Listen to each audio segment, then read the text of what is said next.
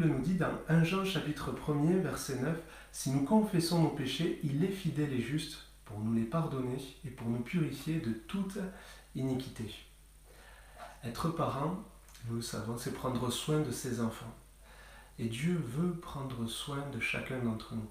En tant que parent, prendre soin de ses enfants consiste à les changer, à les laver, à les nettoyer. Quand votre enfant s'est sali, qu'il vient vers vous, vous ne le rejetez pas. Il n'a pas non plus besoin de mériter que vous preniez soin de lui. Il n'a pas besoin de mériter votre attention, vos soins, votre amour, tout ce que vous pouvez faire pour lui, le temps, l'argent que vous investissez. Bien, avec Dieu, c'est pareil.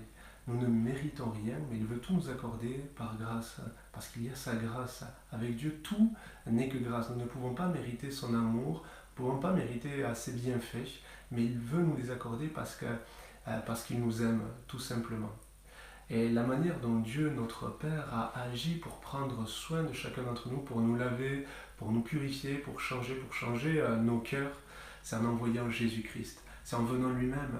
Dieu a envoyé Jésus-Christ, son Fils unique, mais la Bible dit Dieu était en Christ, réconciliant le monde avec lui-même. Jésus est venu pour nous apporter la grâce de connaître Dieu comme un Père, notre Père, et pour nous puissions connaître cette intimité avec lui.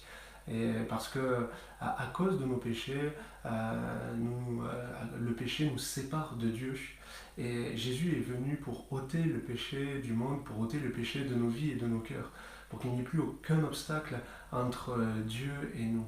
Et il a fallu que Jésus-Christ aille à la croix pour que nous puissions recevoir toutes les grâces et tous les bienfaits de Dieu. C'est à la croix que Jésus-Christ a tout accompli, qu'il a payé le prix fort. On n'imagine pas toute la souffrance, tout ce que Jésus-Christ a dû subir par amour pour chacun d'entre nous. Il a pris sur lui nos péchés, notre condamnation, lui le saint, le parfait, lui qui connaissait cette intimité parfaite et constante avec son Père.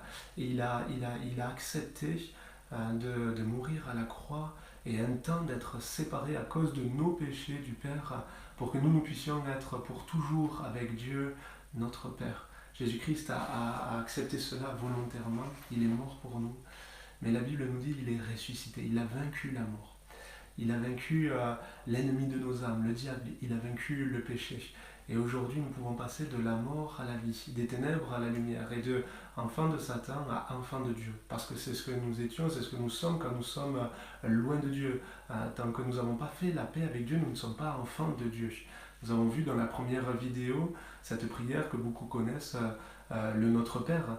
Mais cette prière, ce sont les disciples de Jésus, ce sont les enfants de Dieu, les véritables enfants de Dieu qui peuvent faire cette prière. Ce n'est pas tout le monde qui peut se tourner vers Dieu de cette manière et dire à Dieu, notre Père qui est aux cieux.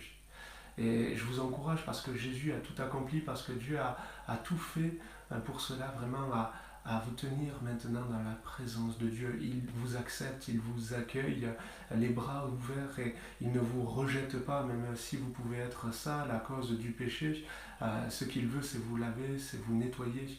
Et je vous encourage vraiment à vous approcher de Dieu, à vous approcher de Jésus, à vous tourner vers lui et à confesser vos péchés, à vous repentir. Si nous confessons nos péchés, il est fidèle et juste pour nous les pardonner et pour nous purifier de toute iniquité.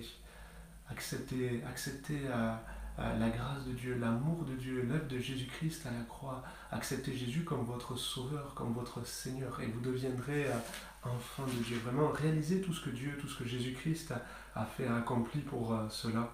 Et je termine avec ce verset, 1 Jean chapitre 3, verset 1er. Voyez quel amour le Père nous a témoigné pour que nous soyons appelés enfants de Dieu.